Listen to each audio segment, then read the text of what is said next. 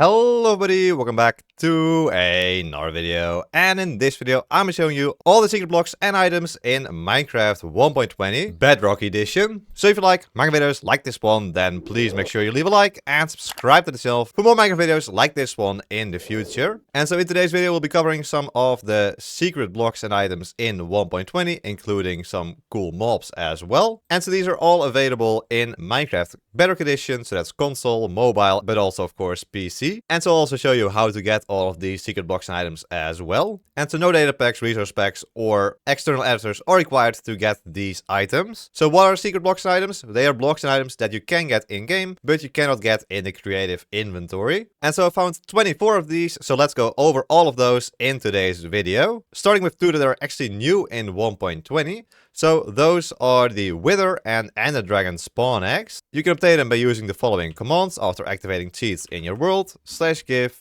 @p Wither spawn egg, like this. And then also the same for the Ender Dragon spawn egg, just replace Wither with Ender Dragon, like this, and that is how you get these two items. And so these two spawners, of course, do exactly what you think they will do. They will summon in the Wither and the Ender Dragon. So you can just summon in the Wither just like this, and it first goes through its spawning animation like this in Bedrock Edition. And then after a while, of course, it blows up. There we go. And then there's just the Wither, and same thing, of course, with the Ender Dragon. You can summon in the Ender Dragon, and yeah, that pillager outpost is just completely gone. Also, that Ender Dragon is probably traveling towards 0-0, so I don't think we'll see it ever again. There he goes. And so, of course, we do have some more secret spawn eggs here, but we'll cover them later on in the video. Let's first get these blocks on the top right out of the way. You've probably seen these before. These, of course, are the command blocks. So there's the regular command block, the chain command block, the repeating command block, and also the command block minecart, or minecart with command block. And these can be used to activate all kinds of different commands. This is just the impulse command block. It activates once. So if we grab a lever and place it on the command block, you'll see that it activates the command block once, and it just says like the video. We can activate it again once every time, just like that. The chain command block will activate if a previous command block behind it has been activated. You can also make it conditional, which means that it only activates if the previous command block was activated successfully. So then you can have something like this, where you activate the first command block and it automatically changes the other two command blocks right after it. You can see from the arrows which way it is pointing. So we can activate this, and there we go, we get some speed, and we also still activate the first command block to say like the video. And it also gets the effect from this chain command block at the back. And then as for the repeating command block, as the name already suggests, it will repeat the command inside of it as long as it's powered. So for example, we can give ourselves a diamond, and if we activate it with the lever like this, then we get a whole bunch of diamonds, as you can see right there. Multiple stacks, until we deactivate it. And so of course there's a whole lot more detail you can customize with these command blocks. Of course the command itself, the note above the command block, if it's conditional, unconditional, if it needs redstone, if it executes on the first tick, and if you can also add a delay here as well. Then as for the command block minecart, or minecart with command block, you can also add a command here, but it will always be a repeating command block. So you can do /say subscribe, for example, like this. And then if we push it down onto this detector reel with an activator reel next to it, there we go, it says a couple of subscribes. When it's going over the activated activator rail, and once it's past it, then it will no longer say that. So you can do something like this, where it activates every time it goes over that activator rail there. And so to obtain these different command blocks, all you need to do is use the following commands. So they are /give @p command block for the regular command block, /give @p chain command block for the chain command block, /give @p repeating command block for the repeating command block, and finally /give @p command block minecart for the minecart with command block. Alright, so we had the command blocks. Now let's move over to the structure block and structure void, which we have over here. So this on the top left is a structure block, and below it is a structure void, but that is invisible. So let's grab this one actually. And so there are actually two different structure voids. So there's this red one, you can see in my hotbar is red, and this one in my hotbar is blue, but then my hands both look exactly the same. So it's a little bit strange there. And so the structure block itself can be used to copy over structures. So you can select a specific structure, like for example over here. We've selected some of the pink petals. We can also include the grass, for example, or maybe even try to include the secret blocks and items there, like this. And so you can use it to copy over various structures and paste it somewhere else in your world. And so we can see the bounding box here now as well in our world. But if you want a full detailed tutorial on how to use structure blocks, I have made a video on that. Link is in the top right hand side of your screen. Check that out if you want. And so the structure voids are related, because if you place structure voids inside of the structure you're copying, instead of actually copying over the air to the new structure, it will just leave the blocks in the new structure area unchanged. And so the only difference between these two structure voids I have here is in the way you obtain them. So you obtain structure blocks by just using /gif add p structure block, just like this. That is perfectly fine. But as for the structure voids, let's throw them on the ground. Then they also look exactly the same, which is quite weird again. All you need to do is, of course, type in /gif add p structure void like this, enter, and you get this beautiful red structure void. As you can see in my hotbar, it's red, in my hand it's blue. Also, if you hold the structure void, you can see all other structure voids in your world. But if we instead use the command /gif add p structure void 1 like this, then we get one that looks blue in our hotbar and also in item frames, for example, over here. Also, if you want to know how to get these invisible item frames on Bedrock Edition, I've made a video on that as well. So link to that will be in the top right hand side of your screen for you to check out after this video. It does only work on PC, sadly. Alright, and then in the theme of structure blocks, we'll also cover this block down here. It is the Jigsaw Block, and it's actually used to generate structures in your world. And so it's very difficult to work with this Jigsaw Block, and I don't think many people have figured it out just yet. But it is used when structures are generated when you create your world, and you get it by just using the command /gif add p jigsaw like this, and then you get your Jigsaw Block. Alright, so next I think we should cover these blocks on the bottom right of these secret blocks and items, because these look like normal purple blocks and normal stone bricks, but they are not quite that. No, it is quite strange, because what these actually are chiseled purpur, smooth purpur, and smooth stone bricks. Now, you think I might have just renamed these, but no, that is not the case, because you obtain these through the following commands. So I give myself a purpur block, like this, but then behind it we put the numbers 1 to get a specific purpur block. If we do this, we actually get chiseled purpur. It says in the chat, gave 1 chiseled purpur to me. And indeed, if we look into our inventory, we have some chiseled purpur. And if we replace this last 1 in the data entry with a 3, like this, then we get the smooth purpur block, which is actually called style.purpur_block.smooth.name for some reason. And so they don't visually look any different to normal purpur blocks, but they are different blocks in the game. Same with these smooth stone bricks. You get them by using the command /gif add p stone brick 1 like this, and there we go, we have our smooth stone bricks. Again, they don't look any different from regular stone bricks, but they are a different block. And so we might see chiseled purpur, smooth purpur, and smooth stone bricks in some sort of future update, but for now they just look exactly the same as the regular purpur and stone brick blocks. Then next, I think we should cover these blocks up here. Now you can't really see anything here, but if I grab them, you can see that we have a barrier block and also a light block. You get these, of course, again using the command /gif add p barrier. And the second one is /gif add p light block, like this, enter. So we have a barrier block and a light block. We can see both of them there as well. If we hold the different blocks, we can see the textures of them. But if we don't hold any of them, they're just invisible. Light block is completely invisible. The barrier still has a hitbox, which you can see. And so the barrier is exactly what its name suggests. It's a barrier you can't pass through. It's just an invisible wall. There we go, we can't go through it. Very useful for map making, of course. And the light block, well, of course, gives off light. It's just a nice way to add some lighting to an area without having to place down glowstone or torches or something like that. So if we make it nighttime, like this, and then right click the light block a couple of times, you can see that the level increases every time we right click it. And we can also see that the light level of the light block increases every time up to a maximum of 15, which looks something like this. Very magical, especially in this beautiful cherry grove biome. And if we right click it once again when it's on 15, it goes back to 0. So it goes through all levels just like this when you hold down right click. And you can also get the different variants in your inventory, of course, by using the command /gif add p light block 1 and then the number of light level you want. So let's say 9.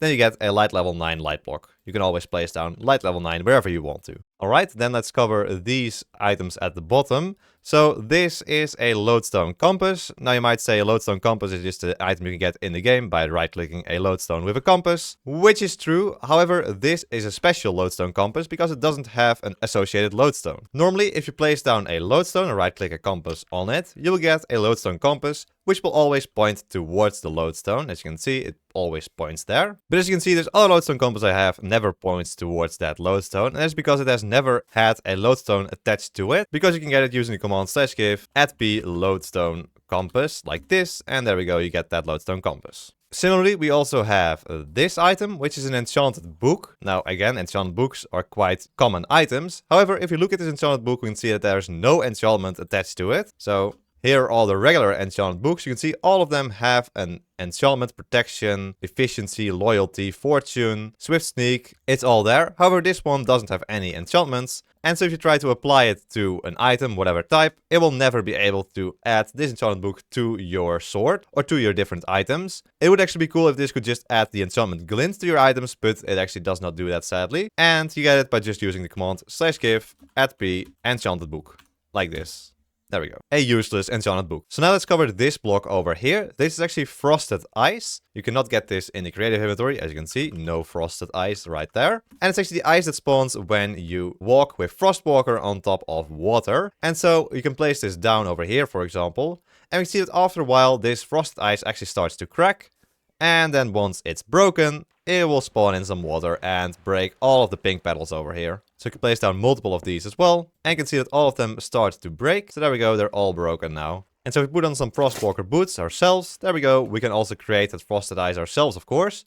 But you can never get this block into your inventory. You can try to middle click this block, but you won't get it. The only way to get the frosted ice is, of course, again, by using the command. So it's /give add p frosted ice, like this. And then you can get yourself some frosted ice you can place down if you would ever want to do that for some reason. But it still always breaks. Alright, then next we have the allow and deny blocks. So allow and deny blocks are actually quite commonly used in adventure maps. And that is because they make it such that you can't break or can break blocks above it, or place blocks above it. So let's place some blocks here, for example. Alright, and now we'll go into adventure mode, like this. And of course, in adventure mode, you can't break any blocks. But if you place blocks on top of an allow block, which is what we did over here, the brown allow block, then you're able to actually break the blocks above there. There we go. We can break all of those blocks, except for the allow block itself, of course. And you can also not break any blocks below the allow block. And then as for the deny block, you can, of course, prevent players from breaking these blocks. And it even works in survival mode. So if we go to survival mode, we cannot break these blocks above the deny block.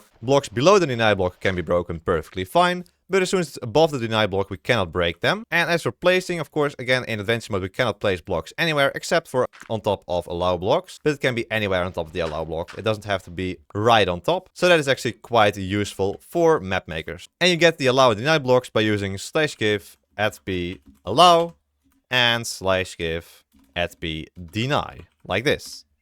There we go. And speaking of blocks useful for map makers, there's also this border block, or the red wall block. So this is the border. You just get it by typing in /give add p border block, like this, enter. And so the border block actually works similar to the barrier block, which we saw before. So the barrier is the invisible wall. However, the border is not invisible. We can see it quite clearly. There we go. There it is. And looks quite the same as a normal stone wall. But if we go behind it over here and go into survival mode or adventure mode, both will work, and try to jump over it, it will not work. Even if you go very high above the border block, you will not be able to go through it. And so you can see this from the particles as well. So we can see these particles moving up into the air from the border block. They move up quite a lot because this border extends all the way to the top of your world and also below it. We can try to go under the border, but no, you can't even break the blocks below the border, and you can also not go through them. However, you can just throw an ender pearl right over, which makes it a bad border. I still recommend using barrier blocks. Alright, and then I promised 3 more spawn eggs, of course. So there's this spawn egg, this spawn egg, and this spawn egg. So we have an empty spawn egg, the agent spawn egg, and an NPC spawn egg. And so this is how you get them. You use the command /give add p spawn egg. For the first one, it's just this, /give add p spawn egg, enter. And you get the empty spawn egg, which if you try to spawn anything in, it doesn't do anything. If you try to put it into a mob spawner, which is not a secret block because it's right there in your creative inventory, try to put it in there, yeah, nothing works. It doesn't spawn anything in there. Then as for the agent and NPC spawn eggs, what you need to do for the NPC spawn egg is type in /give add p spawn egg 151, like this. That will give you an NPC spawn egg, and the agent spawn egg is 156, like this. And there we go, you get the agent spawn egg. Now, sadly, if you try to spawn in an agent with the agent spawn egg, like this, nothing works. You can try to put it in the monster spawner, but again, also that does not work. So it's just the item you can look at, which is already nice, of course. Nice secret item there. But throughout the video, you might have noticed this. Yeah, there's definitely an agent right there. So how did I get this agent here? Well, actually through use of the NPC. So the NPC can be spawned in regularly with the spawn egg and also with the summon command. And if you right click the NPC, you can change its name to whatever you want. I don't know, Steve, for example. You can also change what it looks like. So there's all of these different looks for the NPC. You can scroll through these. There's quite a few of them. There's even this computer one. There's even more. Just a whole lot of options for you to choose from. This one's also quite cool, I think. And you can also change the dialogue. So say, hello. This is also, again, quite a useful feature for map makers. And then finally, you can also add commands to these NPCs. So you can add a command. Let's say /give add p an emerald. You can either do it on enter, on exit, or using a button, which means on enter, if you right click the NPC, it immediately activates the command. If you click the button inside of the NPC, it activates the command, or if you exit the NPC, then it activates the command. All three of those are possible. You can even add multiple of these. So let's say we give ourselves an emerald on entering, a diamond with the button, and with a button mode, you can also add a custom message on top of the button, like this, and then on exit, we'll say, use the say goodbye command, for example. So now we can go back. And you can see that in the dialogue, there is now a nice button. Apparently, our message was a little bit too long. That's fine. But now we can see it says Steve on top, and there he is right there. So if we go into adventure mode now and talk, we immediately get an emerald. We can see it in our hands. We can also click for a diamond. There we go. You've been given a diamond, and then the NPC says goodbye in the chat as well. And we can talk to it again and then get another diamond. There we go. We're getting quite a few diamonds now. So that is how the NPC works with the dialogue and also with some commands as well. But then there is still, of course, the mystery of the agent. How did I get this agent here? And so here I have to give some credit to Anders and Zaan, 2238, who actually showed me how to get the agent in your world. So what you actually need to do is use the NPC. And inside the NPC, you have to add a custom command. So if you go back into creative mode, and into advanced settings, you can see that here we do execute as at p, run, agent, turn left. Can also be turn right or something like that, doesn't really matter. There we go. And if you go into the dialogue and click on the button, we will summon in an agent. There he is. We can also, yeah, definitely not kill it like this. And we can see that every time we activate this command, it rotates the agent.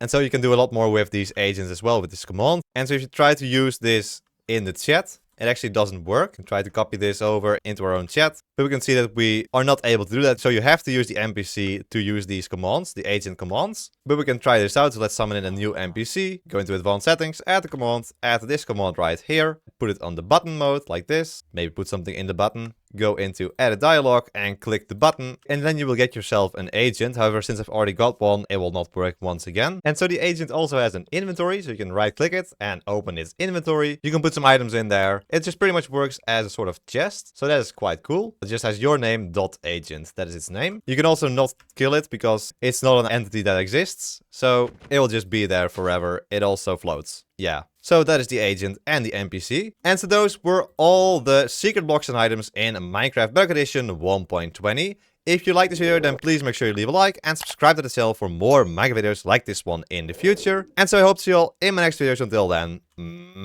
bye